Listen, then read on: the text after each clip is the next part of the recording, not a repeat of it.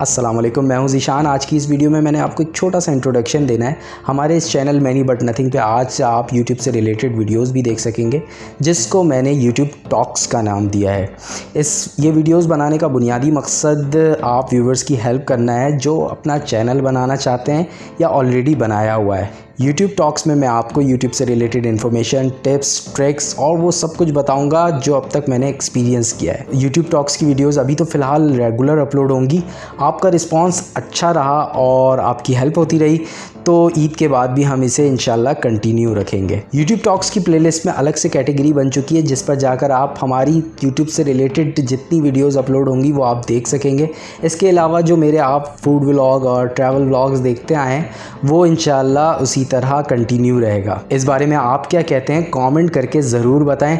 उम्मीद करता हूँ यूट्यूब टॉक्स आपको पसंद आएगा। अपना ख्याल रखें, दुआओं में याद रखें। अल्लाह हाफ़िज़।